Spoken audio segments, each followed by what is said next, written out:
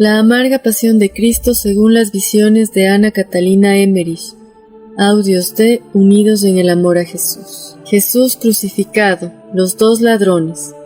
El golpe terrible de la cruz al hundirse en la tierra sacudió violentamente todo el cuerpo de Jesús, desde la cabeza, coronada de espinas, hasta los pies. Eso lo hizo sangrar en abundancia por todas sus heridas. Los verdugos apoyaron escaleras en la cruz y ajustaron las cuerdas con que habían atado al Salvador, para que no se desgarrasen los pies y manos sujetos con clavos a causa de su peso. La sangre brotaba con fuerza de sus heridas, y era tal el padecimiento indecible de Jesús que inclinó la cabeza sobre su pecho y se quedó como muerto unos minutos. Entonces hubo un rato de silencio. Los verdugos estaban ocupados en repartirse los vestidos de Jesús. El sonido de las trompetas del templo se perdía en el aire, y todos los presentes estaban sumidos en el desaliento, en la rabia o en el dolor. Yo miraba a Jesús con compasión y espanto. Lo veía inmóvil, casi sin vida. Yo misma creí morir. Me hallaba en la más profunda oscuridad donde no veía más que a mi esposo clavado en la cruz. Su cabeza, con la terrible corona y con la sangre que llenaba sus ojos, su boca entreabierta y empapaba sus cabellos y su barba, estaba inclinada sobre el pecho. Tenía la carne completamente desgarrada, sus hombros, sus codos, sus muñecas, estirados hasta ser dislocados. La sangre de sus manos corría por sus brazos, su pecho levantado formaba por debajo una cavidad profunda. Sus piernas, como sus brazos, sus miembros, sus músculos, su piel toda, habían sido estiradas a tal extremo que se podían contar sus huesos. La sangre goteaba de sus pies sobre la tierra, todo su cuerpo estaba cubierto de heridas y llagas, de manchas negras, azules y amarillas. Sus heridas se habían abierto a causa de la tensión, y el preciado líquido de su sangre se estaba volviendo cada vez más claro de color y de la consistencia del agua. Su cuerpo sagrado estaba cada vez más blanco. A pesar de las horribles heridas que lo cubrían, el cuerpo de Jesús se veía indescriptiblemente noble y venerable. El Hijo de Dios seguía transmitiendo su bondad, el inmenso amor que lo había llevado a sacrificarse por toda la humanidad. El color de la piel de Jesús, como el de María, era delicado, con una ligera tonalidad rosada. Por las muchas caminatas y los viajes en los últimos 3 años, su cara se había ido volviendo morena. Jesús era de tórax amplio, pero no era velludo como Juan el Bautista, que lo tenía cubierto de un pelo rojizo. Sus hombros eran anchos, sus brazos robustos, sus muslos nervudos, sus rodillas fuertes y endurecidas como las del hombre que ha viajado mucho, los muslos largos y las pantorrillas musculosas. Sus pies eran de bella forma y sólidamente construidos, sus manos eran hermosas, de dedos largos y finos, y sin ser delicadas no eran como las de un hombre que las emplea en trabajos penosos. Su cuello no era corto pero sí robusto, su cabeza hermosamente proporcionada, de frente alta y ancha, y un rostro de óvalo puro. El cabello era color de cobre oscuro, no era muy espeso, y quedaba abierto naturalmente en lo alto de la frente para luego caer sobre sus hombros. Llevaba una barba corta y acabada en punta. Ahora sus cabellos estaban arrancados y llenos de sangre. Su cuerpo era todo él una llaga, y todos sus miembros estaban quebrantados. Entre las cruces de los ladrones y la de Jesús había espacio suficiente como para que pudiese pasar un hombre a caballo. Las de Dimas y Gesmas estaban clavadas un poco más abajo y ligeramente vueltas hacia la de Jesús. Los ladrones sobre sus cruces presentaban un horrible espectáculo, sobre todo el de la izquierda, que tenía siempre en la boca injurias e imprecaciones. Las cuerdas con que estaban atados les hacían sufrir mucho. Sus caras estaban lívidas, los ojos se les salían de las órbitas.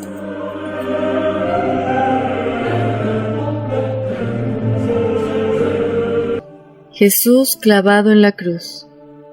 Los esbirros despojaron a nuestro Señor de su capa, del cinturón con el cual lo habían arrastrado y de su propio cinto. Le quitaron después la sobrevesta de lana blanca y, como no podían sacarle la túnica sin costuras que su madre le había hecho, a causa de la corona de espinas, le arrancaron sin miramientos esta corona de la cabeza, abriendo de nuevo todas sus heridas. No le quedaba más que su escapulario corto de lana sobre los hombros y un lienzo alrededor de los riñones. El escapulario se había pegado a sus heridas abiertas y sufrió dolores indecibles cuando se lo quitaron. El Hijo del Hombre temblaba, estaba cubierto de llagas, sus hombros y sus espaldas estaban desgarrados hasta los huesos. Le hicieron sentarse sobre una piedra y le colocaron otra vez la corona sobre la cabeza. En ese momento le arrancaron también el lienzo que llevaba ceñido a la cintura, con lo que dejaron al Salvador desnudo ante todos ellos, gente pervertida. Le ofrecieron de beber en un vaso vinagre con hiel, pero él, sin decir nada, volvió la cabeza y no lo tomó. Pero cuando le cogieron otra vez agarrándole de los brazos, destapando así la desnudez que él intentaba cubrir, se oyó el murmullo y la protesta de los amigos de Jesús. La madre rezaba fervorosamente y quería quitarse el velo para dárselo a él, pero en este momento un hombre llegó corriendo, se abrió paso entre los esbirros y ofreció a Jesús un lienzo, que éste aceptó agradecido y con el que se cubrió. Este hombre, llamado por las oraciones de la Santísima Virgen, solo dijo: «¿Ni siquiera vais a dejar que se cubra?», y desapareció tan precipitadamente como había aparecido. Era Jonadab, un sobrino de San José. No era un seguidor de Jesús, pero era un hombre honesto. Ya se sintió muy irritado cuando vio que Jesús había sido desnudado para la flagelación y, mientras subían hacia el Calvario, él estaba en el templo, pero las oraciones de la Santísima Virgen le dieron una revelación interior y fue hacia allí a prestar este servicio a Jesús. A continuación tumbaron a Jesús sobre la cruz y extendiendo su brazo derecho sobre el madero derecho de la cruz, lo ataron fuertemente. Uno de ellos puso la rodilla sobre el pecho sagrado, otro le abrió la mano, un tercero apoyó sobre la carne un clavo grueso y largo y lo clavó con un martillo de hierro. Un gemido suave y claro salió del pecho de Jesús. Su sangre salpicó los brazos de sus verdugos. Los clavos eran muy largos, la cabeza chata y el ancho de una moneda.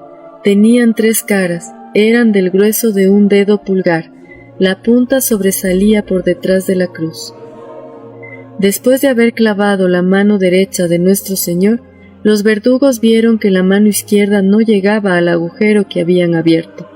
Entonces ataron una cuerda al brazo izquierdo de Jesús y tiraron de él con toda la fuerza hasta lograr que la mano coincidiera con el agujero. Esta brutal dislocación de sus brazos lo atormentó horriblemente. Su pecho se levantó y sus piernas se contrajeron.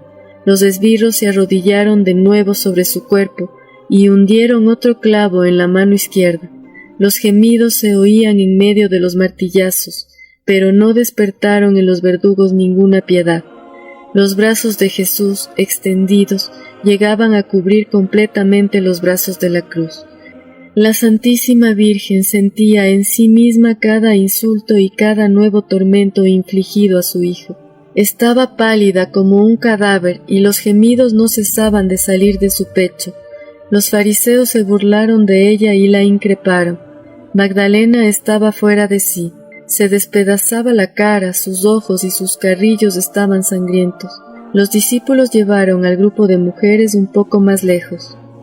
Los esbirros habían clavado en la cruz un pedazo de madera para sostener los pies de Jesús, a fin de que todo el peso del cuerpo no pendiera de las manos, y para evitar que los huesos de los pies se rompieran al sostenerlo.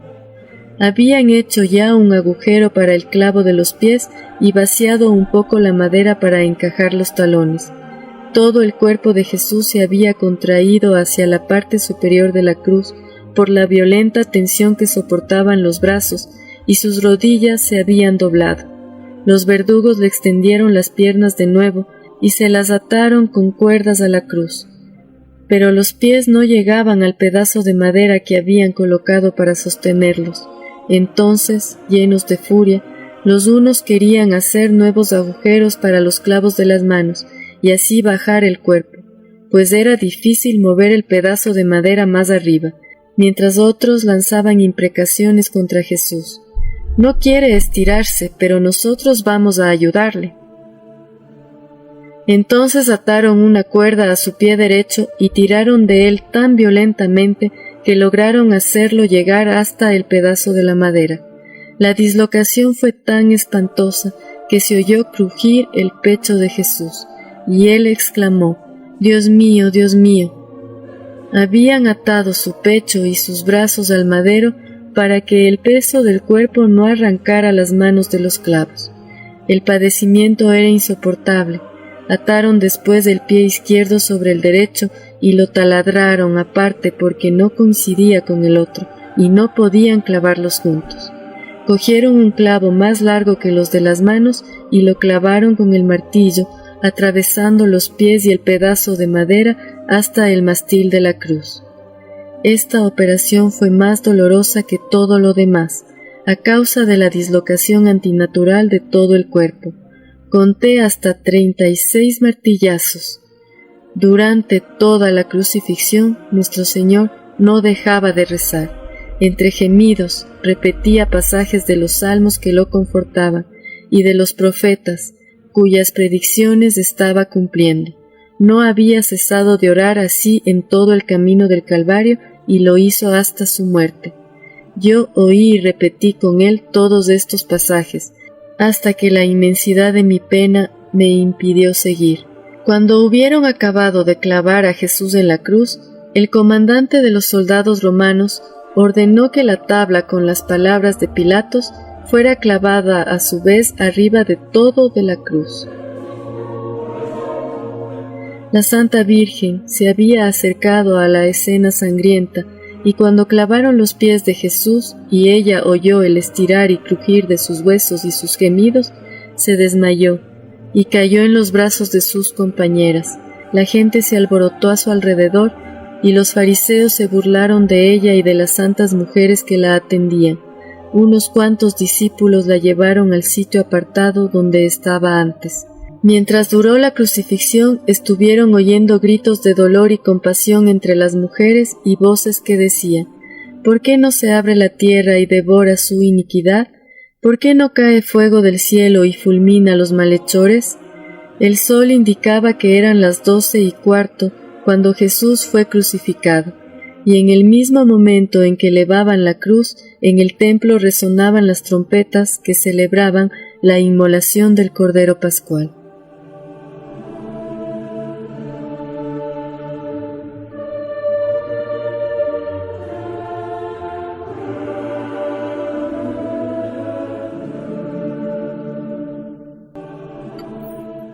El alzamiento de la cruz. Durante la crucifixión, algunos de los esbirros seguían todavía excavando el agujero en el cual iría encajada la cruz, porque la piedra allí era muy dura. En cuanto nuestro Señor estuvo clavado a los maderos, los esbirros ataron cuerdas a la parte superior de la cruz, pasándolas por una anilla fijada en la parte posterior de la cruz, y con ellas unos alzaron la cruz, mientras otros la sostenían y otros empujaban el pie hasta el hoyo, en donde se hundió con todo su peso y un estremecimiento espantoso. Jesús dio un grito de dolor a causa de la sacudida. Sus heridas se abrieron, su sangre corrió abundantemente y sus huesos dislocados chocaban unos con otros. Los verdugos, para asegurar el mástil, lo fijaron, clavando alrededor 5 cuñas. Fue un espectáculo horrible y a la vez conmovedor ver alzarse la cruz en medio de los gritos insultantes de los verdugos, de los fariseos, del pueblo que miraba desde lejos todo el proceso, el instrumento del suplicio vacilando un instante sobre su base y hundiéndose luego, temblando en la tierra. El aire resonó al mismo tiempo con las exclamaciones piadosas y los llantos de las personas más santas del mundo. María, Juan y las santas mujeres, también todos aquellos que tenían el corazón puro, saludaron con un lamento de dolor al Verbo encarnado exaltado sobre la cruz. Manos vacilantes se elevaron intentando socorrerlo. Cuando la cruz se hundió en el hoyo de la roca con gran estrépito, hubo un momento de silencio solemne. Todo el mundo parecía penetrado de una sensación nueva y desconocida hasta entonces. El infierno mismo se estremeció de terror al sentir el golpe de la cruz hundiéndose en la tierra, y redobló sus esfuerzos contra ella. Las almas encerradas en el limbo lo oyeron con una alegría llena de esperanzas. Para ellas era el sonido triunfante que los aproximaba a las puertas de la redención. La Sagrada Cruz se elevaba por vez primera en la tierra, como un nuevo árbol de la vida, y de las heridas de Jesús corrían sobre la tierra 5 ríos sagrados para fertilizarla y hacer de ella el nuevo paraíso del nuevo Adán. Cuando la cruz quedó fijada en su enclave, los pies de Jesús quedaban lo bastante cerca del suelo como para que sus amigos pudieran abrazarlos y besarlos. La cara de nuestro Señor estaba vuelta hacia el noroeste.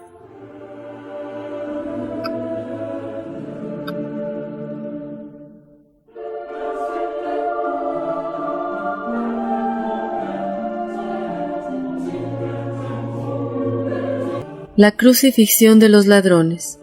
Mientras crucificaban a Jesús, los 2 ladrones estaban tendidos de espaldas a poca distancia de los guardias que los vigilaban. Eran acusados de haber asesinado a una mujer judía que, con sus hijos, iba de Jerusalén a Jopa. Los habían cogido en un palacio en el que Pilatos residía algunas veces, cuando iba de maniobras con sus tropas. Habían pasado mucho tiempo en prisión antes de su condena. El ladrón de la izquierda era más mayor. Era un gran criminal, el maestro y corruptor del otro. Se lo solía llamar algo así como Dimas y Gesmas, pero yo he olvidado sus verdaderos nombres. Llamaré, pues, al bueno Dimas y al malo Gesmas. Los 2 formaban parte de la banda de ladrones establecidos en la frontera de Egipto, y en uno de sus refugios vacíos se había hospedado una noche la Sagrada Familia, en su huida a Egipto con el niño Jesús. Dimas era aquel niño leproso que su madre, por consejo de María, lavó en el agua donde se había bañado el niño Jesús, y que se curó al instante. Las atenciones de su madre para con la Sagrada Familia fueron recompensadas con esta curación, símbolo de la sangre que nuestro Señor iba a derramar por él en la cruz. Dimas no conocía a Jesús, mas como su corazón no era muy malo, se conmovió al ver su extremada paciencia. En cuanto clavaron la cruz de Jesús en tierra, los esbirros fueron a decirles que era su turno, y los desataron de las piezas transversales, pues el sol empezaba a oscurecerse y en toda la naturaleza había un movimiento como cuando se acerca una tormenta. Arrimaron escaleras a las 2 cruces ya plantadas y fijaron en ellas las piezas transversales. Después de haberles dado a beber vinagre con mirra, les pasaron cuerdas debajo de los brazos y los levantaron con ellas en el aire, apoyando los pies en escalones. Les ataron los brazos a los de la cruz con cuerdas hechas de fibra de árbol, los ataron por las muñecas, los codos, las rodillas y los pies, y apretaron tan fuerte que se les dislocaron las coyunturas y abrió la carne. De allí brotó sangre. Dieron gritos terribles y el buen ladrón dijo cuando le subían: «Si nos hubieseis clavado como al pobre Galileo, os habríais ahorrado la molestia de tener que levantarnos así».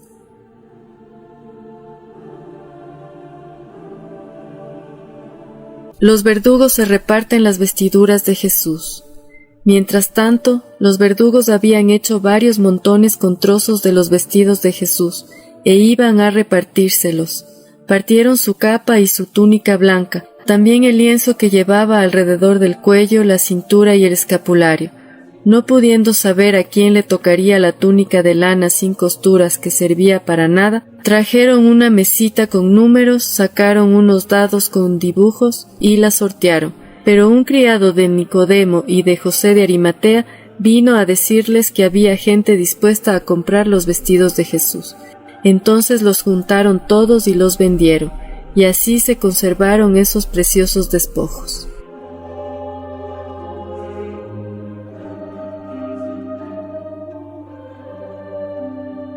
Jesús crucificado, los dos ladrones. El golpe terrible de la cruz al hundirse en la tierra sacudió violentamente todo el cuerpo de Jesús, desde la cabeza, coronada de espinas, hasta los pies. Eso lo hizo sangrar en abundancia por todas sus heridas. Los verdugos apoyaron escaleras en la cruz y ajustaron las cuerdas con que habían atado al Salvador, para que no se desgarrasen los pies y manos sujetos con clavos a causa de su peso.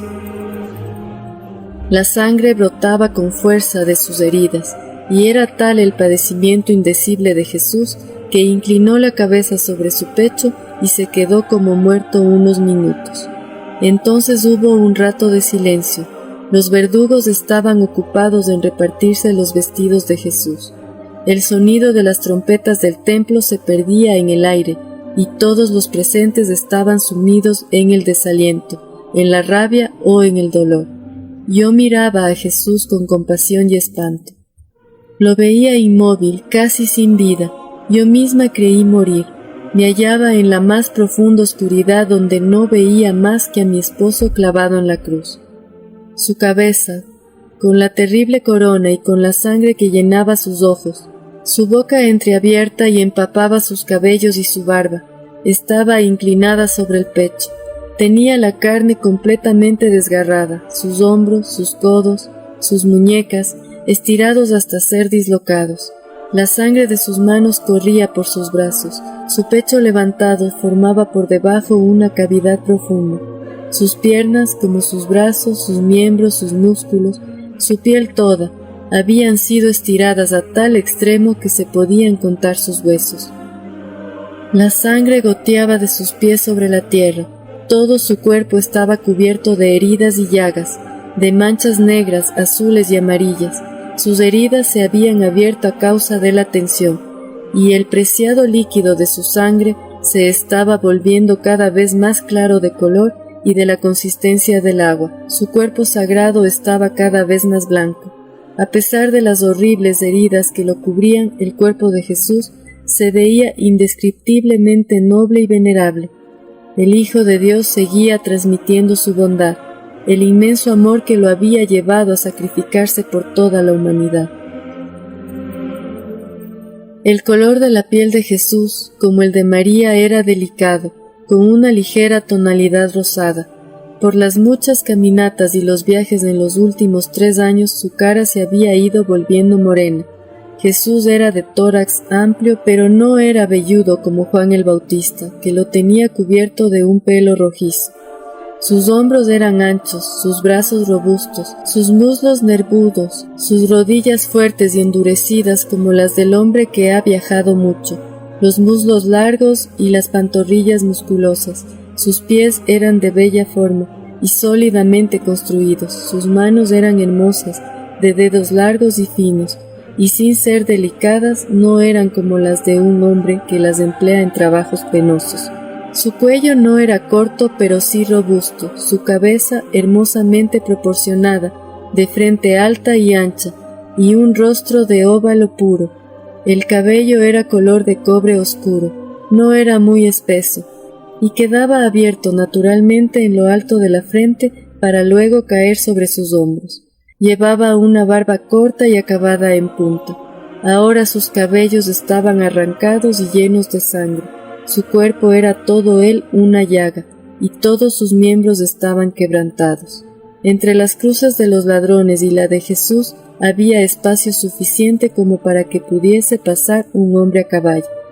Las de Dimas y Gesmas estaban clavadas un poco más abajo y ligeramente vueltas hacia la de Jesús. Los ladrones sobre sus cruces presentaban un horrible espectáculo, sobre todo el de la izquierda, que tenía siempre en la boca injurias e imprecaciones. Las cuerdas con que estaban atados les hacían sufrir mucho. Sus caras estaban lívidas, los ojos se les salían de las órbitas.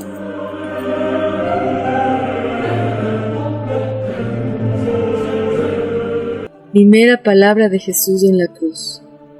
Tras haber crucificado a los 2 ladrones y repartirse los vestidos de Jesús, los verdugos, lanzando nuevas maldiciones contra nuestro Señor, recogieron sus herramientas y se retiraron. Los fariseos pasaron a caballo delante de Jesús, llenándolo de injurias, y se fueron también. Los 100 soldados romanos fueron relevados por otros 50. Estos eran conducidos por Abenadar, árabe de nacimiento, bautizado después con el nombre de Ctesifón. El segundo jefe, que se llamaba Casio y recibió después el nombre de Longino, llevaba con frecuencia los mensajes de Pilatos. Acudieron también 12 fariseos, 12 saduceos, 12 escribas y algunos ancianos, entre ellos los que habían pedido inútilmente a Pilatos que cambiase la inscripción de la tabla de la cruz, y cuya rabia se había incrementado con la negativa del gobernador. Dieron la vuelta al llano a caballo e hicieron apartar a la Santísima Virgen, que Juan acompañó junto a las otras mujeres. Cuando pasaron delante de Jesús, menearon desdeñosamente la cabeza, diciendo: «Tú, que ibas a destruir el templo y levantarlo de nuevo en 3 días, tú que has salvado a otros, según dicen, ¿no puedes salvarte a ti mismo? Si eres el Hijo de Dios, el Cristo, baja de la cruz». Los soldados se unieron a las burlas. «Sí, si es el Rey de Israel, que baje de la cruz, y también nosotros creeremos en él». Jesús parecía a punto de expirar, perdía el conocimiento. Viéndolo así, Gesmas, el ladrón de la izquierda, dijo: «El demonio que lo poseía le ha abandonado». Un soldado puso en la punta de un palo una esponja empapada en vinagre y la acercó a los labios de Jesús, que pareció beber el líquido. El soldado le decía: «Si eres el Rey de los judíos, sálvate, baja de la cruz». Todo esto pasaba mientras la primera tropa era relevada por la de Abenadar. En ese momento Jesús levantó un poco la cabeza y dijo: «Padre mío, perdónales, pues no saben lo que hacen». Gesmas le gritó: «Tú, si eres el Cristo, sálvate y sálvanos». Dimas, el buen ladrón, se sintió conmovido al oír que Jesús rogaba por sus enemigos. Cuando María oyó la voz de su hijo, nada pudo contenerla. Se precipitó hacia la cruz con Juan, Salomé y María de Cleofás. El centurión no las rechazó. Dimas, el buen ladrón, obtuvo en este momento, por la oración de Jesús, una iluminación interior.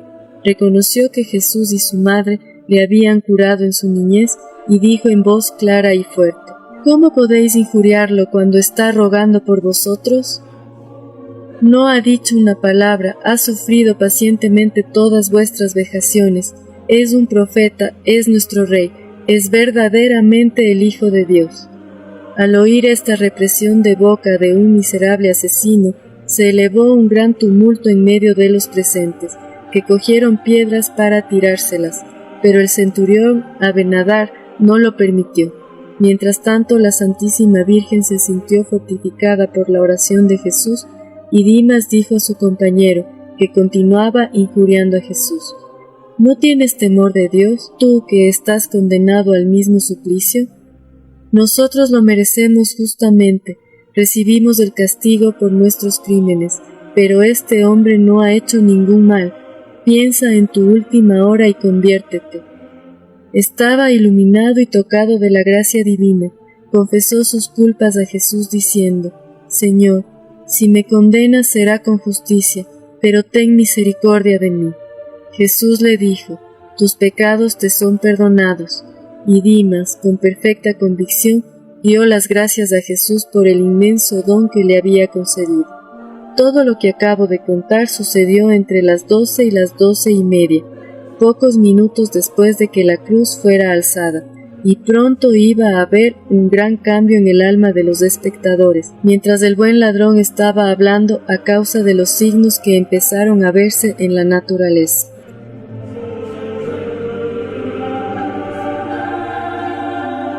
El sol se oscurece.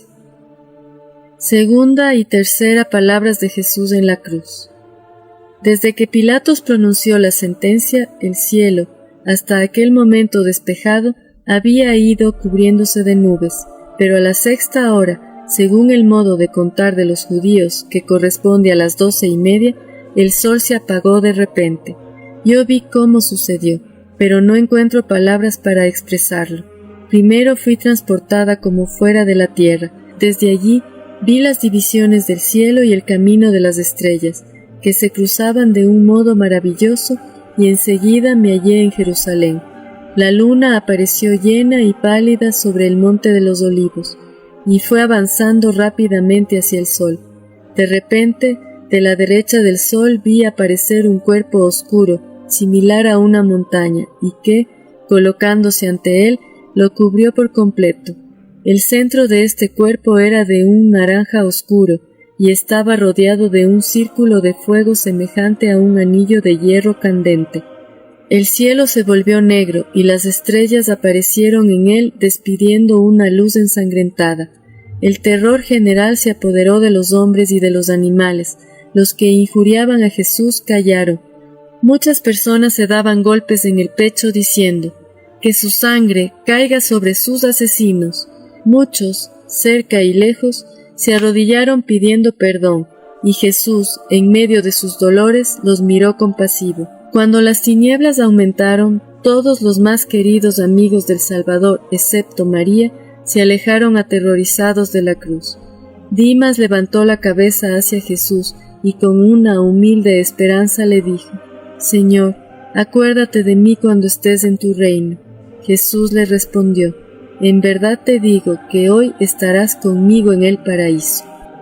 La madre de Jesús, Magdalena, María de Cleofás y Juan permanecieron junto a la cruz de nuestro Señor, sin apartar la vista de él. María le pedía interiormente que la dejara morir con él. El Salvador la miró con una ternura inefable y, volviendo los ojos hacia Juan, dijo a María: «Mujer, este es tu hijo». Después dijo a Juan: «Esta es tu madre». Juan, al pie de la cruz del Redentor moribundo, abrazó, transido de dolor, a la madre de Jesús que ahora era la suya. La Santísima Virgen se sintió tan ahogada de dolor al oír estas últimas disposiciones de su hijo, que cayó sin conocimiento en brazos de las santas mujeres, que la llevaron a alguna distancia de la cruz. Yo no sé si oí realmente estas palabras dichas por Jesús a Juan y a su madre, o solo en mi interior, pero supe que, al darle nuestro Señor a Juan a la Santísima Virgen como madre, estaba entregándonosla también a todos los que creemos en Él. Eran poco más o menos la 1:30 y fui transportada a la ciudad de Jerusalén para ver lo que pasaba. La hallé llena de agitación y de inquietud. Las calles estaban oscurecidas por una niebla espesa y los hombres andaban a tientas. Muchos estaban tendidos por el suelo, con la cabeza descubierta, gimiendo y dándose golpes en el pecho. Otros se subían a los tejados, miraban al cielo y se lamentaban. Hasta los animales aullaban y se escondían. Las aves volaban bajo y caían al suelo muertas. Vi que Pilatos fue a visitar a Herodes. Estaban ambos muy agitados y miraban a su alrededor desde la misma terraza donde, por la mañana, Pilatos había visto a Jesús entregado a los ultrajes del pueblo. «Esto no es natural», decía Pilatos, «es la cólera de los dioses por la crueldad con que se ha tratado a Jesús». Después los vi ir al palacio atravesando la plaza. Caminaban deprisa y estaban rodeados de soldados. Pilatos no volvió los ojos del lado de Gábata, donde había condenado a Jesús. En la plaza no había nadie, algunas personas entraban corriendo en sus casas. Se veía formarse grupos. Pilatos mandó llamar a su palacio a los judíos más ancianos y les preguntó qué significaban aquellas tinieblas. Les dijo, muy asustado, que eran un presagio espantoso, que su Dios estaba irritado contra ellos porque habían perseguido a muerte al Galileo, que era en verdad su profeta y su rey, que él se había lavado las manos, que él era inocente de esta muerte, etc. Pero los ancianos persistieron en su dureza de corazón y atribuyeron todo lo que pasaba a causas que no tenían nada de sobrenatural y ni siquiera así se convirtieron. Sin embargo, mucha gente, y entre ellos todos los soldados que en el prendimiento de Jesús en el huerto de los olivos habían caído fulminados por el ataque, se convirtieron. La multitud se iba agrupando delante de la casa de Pilatos y en el mismo sitio, en que por la mañana habían gritado, «Mátalo, crucifícalo», ahora gritaban, «Muera el juez inicuo, que la sangre del inocente caiga sobre sus verdugos». Pilatos estaba muy asustado, mandó reforzar la guardia e intentó hacer recaer toda la culpa sobre los judíos. El terror y la angustia llegaban a su colmo en el templo. Estaban a punto de sacrificar el cordero pascual cuando las tinieblas se abatieron de repente sobre ellos. La agitación y el espanto les hacía dar alaridos. Los sacerdotes se esforzaron por mantener el orden y la tranquilidad. Encendieron todas las lámparas, pero el desorden aumentaba cada vez más. Yo vi a Anás aterrorizado correr de un rincón a otro para esconderse. La oscuridad iba en aumento. Sobre el Gólgota las tinieblas produjeron una terrible consternación. Cuando el sol empezó a ocultarse, los gritos, las imprecaciones, la actividad de los hombres ocupados en levantar las cruces, los lamentos de los dos ladrones, los insultos de los fariseos, las idas y venidas de los soldados, la marcha tumultuosa de los verdugos borrachos, habían ido disminuyendo. Pero conforme las tinieblas se hacían más densas, los presentes estaban más sobrecogidos y se alejaban más de la cruz. Fue entonces cuando Jesús dijo sus palabras a su madre y a Juan, y María fue llevada desmayada a cierta distancia. Tras eso, hubo un instante de silencio solemne. Algunos miraban al cielo, la conciencia de otros se despertaba y volvían los ojos hacia la cruz llenos de arrepentimiento, y se daban golpes de pecho. Los que tenían estos sentimientos se juntaron. Los fariseos, aunque tan aterrorizados como los demás, intentaban explicarlo todo con razones naturales, pero cada vez iban hablando más bajo y acabaron por callarse. El disco del sol era de un naranja oscuro, como las montañas miradas a la claridad de la luna. Estaba rodeado de un círculo de fuego, y las estrellas brillaban con una luz ensangrentada. Los pájaros caían al suelo muertos de terror, las bestias temblaban y los caballos de los fariseos se apretaban estrechamente unos con otros, agachando la cabeza. Las tinieblas lo penetraron todo.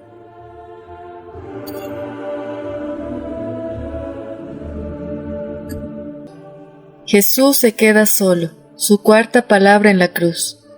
El silencio reinaba en torno a la cruz. Todo el mundo se había alejado. El Salvador había quedado sumido en un profundo abandono. Volviéndose a su Padre Celestial le pedía con amor por sus enemigos. Ofrecía el cáliz de su sacrificio por su redención. Yo vi a mi esposo sufrir como un hombre afligido lleno de angustia, abandonado de toda consolación divina y humana, y, obligado, sin ayuda ni esperanza, a atravesar solo la tormenta de la tribulación. Sus sufrimientos eran inexpresables, y por ellos nos fue concedida la fuerza de resistir a los mayores terrores del abandono. Cuando todos los afectos que nos unen a este mundo y esta vida terrestre se rompen, y al mismo tiempo el sentimiento de la ira nos obnubila, nosotros no podríamos salir victoriosos de esta prueba de no ser uniendo por medio de la gracia divina. Desde el sacrificio de Jesús ya no hay para los cristianos ni soledad, ni abandono, ni desesperación ante la cercanía de la muerte, pues Jesús, que es la luz, el camino y la verdad, ha ido por delante de nosotros por este tenebroso camino, llenándolo de bendiciones y ha plantado en él su cruz para desvanecer nuestros espantos. Jesús, abandonado, pobre y desnudo, se ofreció a sí mismo por nosotros, convirtió su abandono en un rico tesoro, ofreció su vida, sus fatigas, su amor, sus padecimientos y el doloroso sentimiento de nuestra ingratitud. Rezó delante de Dios por todos los pecadores. No olvidó a nadie, a todos acompañó en su abandono, rogó también por los heréticos. Hacia las 3, Jesús lanzó un grito, Elí, Elí, lamina sabactani, que significa, Dios mío, ¿por qué me has abandonado? El grito de nuestro Señor interrumpió el profundo silencio que reinaba alrededor de la cruz. Los fariseos se volvieron hacia él y uno dijo, llama a Elías. Otro, veremos si Elías vendrá a socorrerlo. Cuando María oyó la voz de su divino Hijo, nada pudo detenerla. Se acercó otra vez al pie de la cruz con Juan, María de Cleofás, Magdalena y Salomé. Mientras el pueblo temblaba y gemía, un grupo de 30 notables de Judea y de los contornos de Jopa pasaban por allí en dirección a la fiesta, y cuando vieron a Jesús en la cruz y los signos amenazadores de la naturaleza, exclamaron llenos de horror: «Maldita sea esta ciudad». Si el templo de Dios no estuviera en ella, merecería ser quemada por haber atraído sobre sí tanta iniquidad. Estas palabras causaron una gran impresión en la gente. Hubo una explosión de murmullos y de gemidos, y todos los que tenían los mismos sentimientos se reunían. Los allí presentes se dividieron en 2 partidos. Los unos lloraban, los otros pronunciaban injurias e imprecaciones. Sin embargo, los fariseos hablaban en tono menos arrogante y, temiendo una insurrección popular, se pusieron de acuerdo con el centurión Abenadar. Dieron órdenes para cerrar la puerta más cercana de la ciudad e impedir que nadie entrara o saliera. Al mismo tiempo enviaron un mensaje a Pilatos y a Herodes para pedir al primero 500 hombres y al segundo sus guardias para impedir una revuelta. Mientras tanto, el centurión Abenadar mantenía el orden y también impedía los insultos contra Jesús para no irritar más al pueblo. Poco después de las 3, el cielo empezó a abrirse. La luna fue alejándose del sol. Este apareció despojado de sus rayos y envuelto en jirones de niebla roja. Poco a poco comenzó a brillar de nuevo y las estrellas desaparecieron. Sin embargo, el cielo seguía cubierto. Los enemigos de Jesús fueron recobrando su arrogancia a medida que la luz volvía. Cuando dijeron: «Llama a Elías», Abenadar los mandó callar.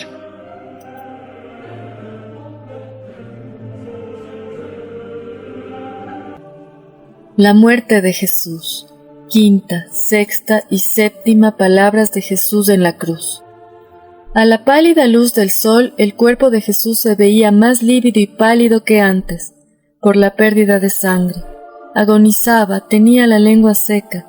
«Tengo sed», dijo, y como sus amigos lo rodeaban mirándolo apenados e impotentes, añadió: «¿No podríais haberme dado una gota de agua?». Y ellos comprendieron que les estaba diciendo que, mientras durasen las tinieblas, nadie se lo hubiera impedido. Juan, lleno de remordimientos, dijo: «Oh Señor, te hemos olvidado». Jesús añadió otras palabras cuyo sentido era este: «Mis parientes y amigos debían olvidarme y no darme de beber, para que se cumpliera lo que está escrito». Pero ese olvido lo afligía mucho. Sus amigos entonces dieron dinero a los soldados para obtener permiso para darle un poco de agua. Ellos no se lo dieron, pero uno de ellos mojó una esponja en vinagre y hiel y colocándola en la punta de una lanza la puso delante de la boca del Señor. Entre otras palabras que Jesús dijo entonces recuerdo estas: «Cuando mi voz no se oiga más, las bocas de los muertos hablarán». Algunos gritaron: «¡Blasfema todavía!». Abenadar los mandó callar. La hora de nuestro Señor había llegado. La agonía había comenzado y un sudor frío cubrió sus miembros. Juan estaba al pie de la cruz y limpiaba los pies de Jesús con un paño.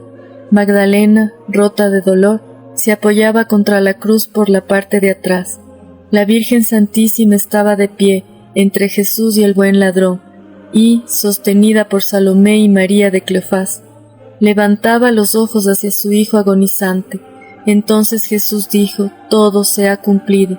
Después alzó la cabeza y gritó con voz potente: «Padre mío, en tus manos encomiendo mi espíritu». Fue un grito a la vez suave y fuerte, que se oyó en el cielo y la tierra. Después de eso nuestro Señor inclinó la cabeza y entregó su espíritu. Yo vi su alma como una forma luminosa penetrando en la tierra al pie de la cruz. Juan y las santas mujeres cayeron a tierra cubriéndose la cara. El centurión Abenadar, de origen árabe que bautizado más tarde se llamaba Ctesifón, estaba a caballo, cerca de donde estaba clavada la cruz. Miraba conmovido y fijamente la cara desfigurada de Jesús, coronada de espinas. El caballo abatido y triste mantenía la cabeza gacha, y Abenadar, cuya alma estaba trastornada, no recogió las riendas caídas. Cuando el Señor exhaló su último suspiro, la tierra tembló y se partió el suelo de roca entre la cruz del Salvador y la cruz del mal ladrón. La lúgubre naturaleza dio testimonio de una manera tremenda e inequívoca de que Jesucristo era el Hijo de Dios. Todo se había cumplido. La tierra tembló cuando el alma de Jesús abandonó su cuerpo. Ella le reconoció como su Salvador, mientras el corazón de sus amigos era traspasado por una espada de dolor.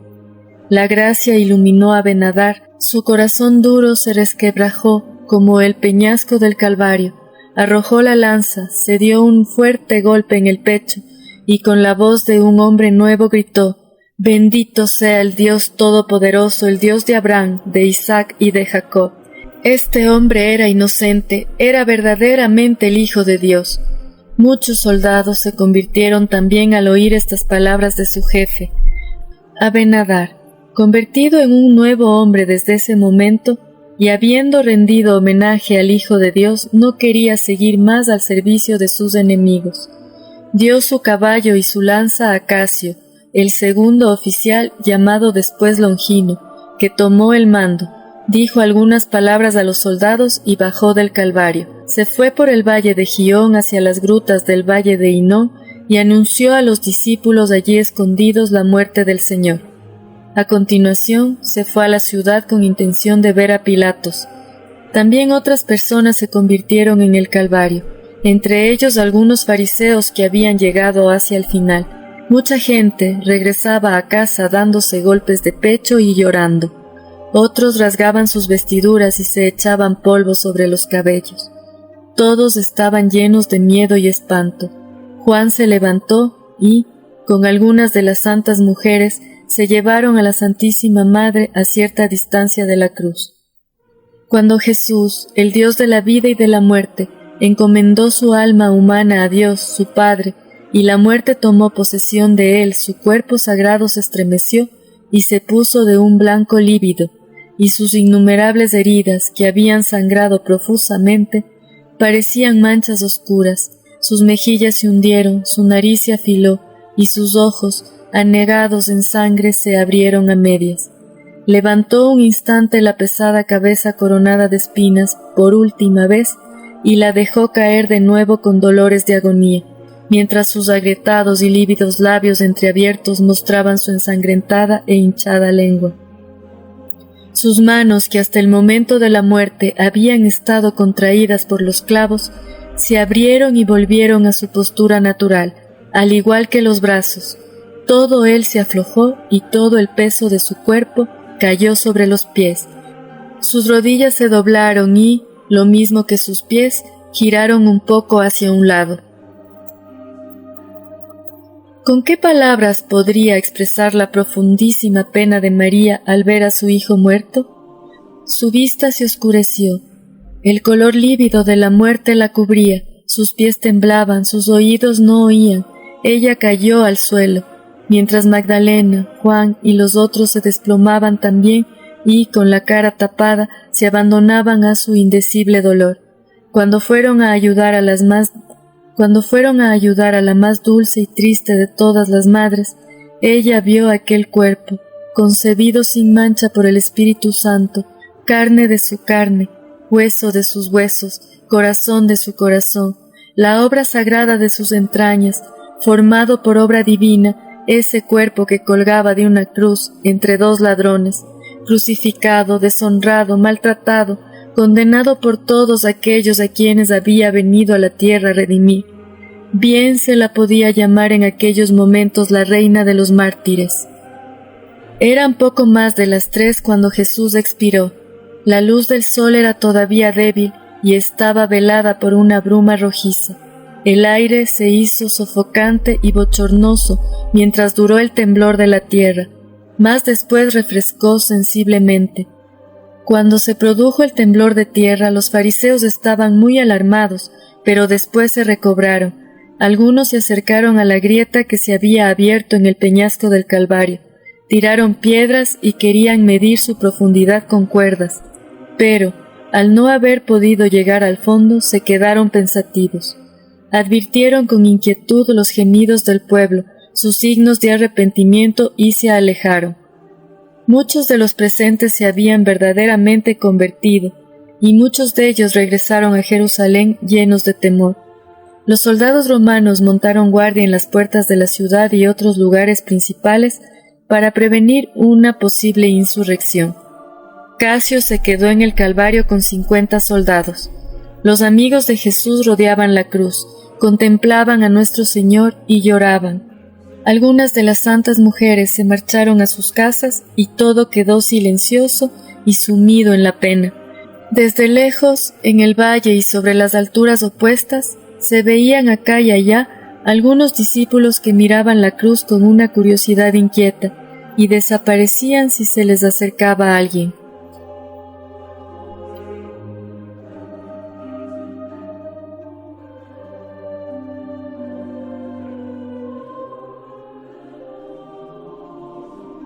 Los ángeles que estaban listos para destruir la tierra y fueron detenidos por una sola palabra. Cuando Jesús fue clavado en la cruz, el infierno celebró, pero el cielo tembló. 72,000 ángeles, 12 legiones del ejército del cielo, se levantaron en silencio, espadas de fuego desenvainadas, alas extendidas por todo el cielo, esperaban una sola orden. Cada golpe contra Jesús encendía la furia celestial, cada insulto resonaba como un desafío contra el trono de Dios. Los cielos ardían con una ira justa. Miguel dio un paso al frente entre los ejércitos y declaró: «Déjame destruirlos a todos». Gabriel clamó: «Ellos no merecen el perdón». Y las huestes del cielo rugieron como el trueno, listas para desatar el fuego divino sobre el mundo. La humanidad estuvo a un suspiro del juicio, una palabra, y la creación misma se habría colapsado. Jerusalén habría desaparecido. La tierra habría sido consumida por la ira celestial, pero el trono permaneció en silencio. Entonces, desde la cruz, Jesús alzó su rostro quebrado hacia el cielo. Con dolor en su voz, gritó: «Padre, ¿por qué me has abandonado?». Los cielos se estremecieron, el juicio mismo tembló, y con su última fuerza,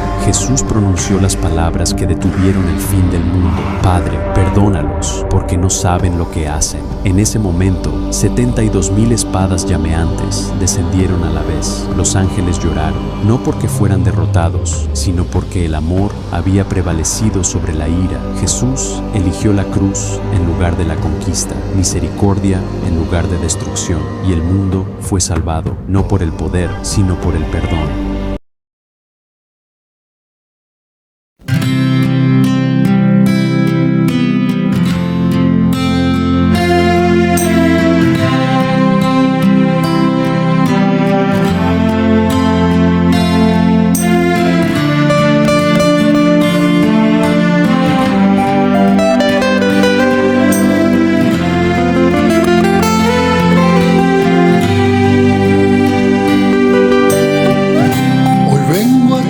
Señor Jesús, vengo a acercarme a ti, Señor,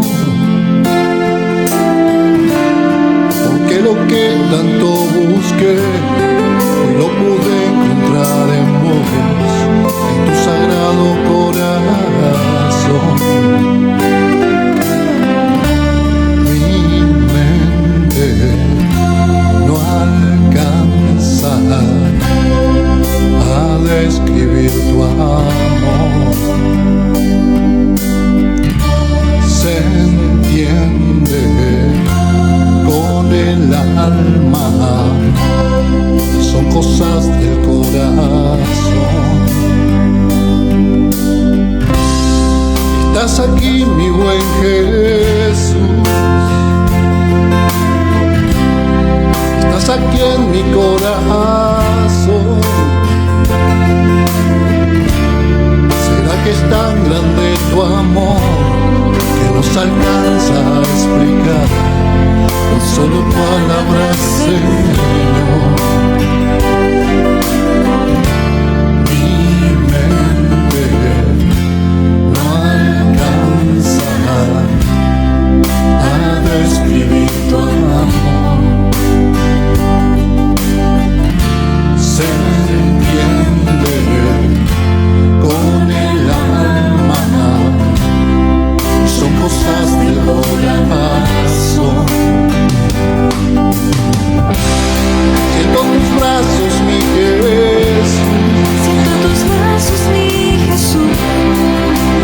lado